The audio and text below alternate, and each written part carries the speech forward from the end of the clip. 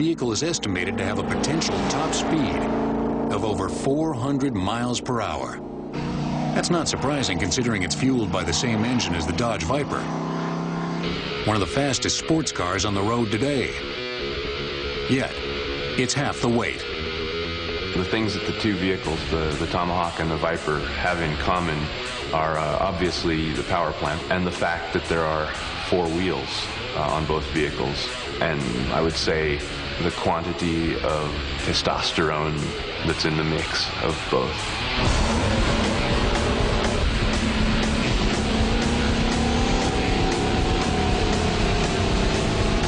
We have yet to stage a drag race between the Tomahawk and the Viper. The Tomahawk weighs much, much less. The Viper has a better contact patch, so it would be very interesting.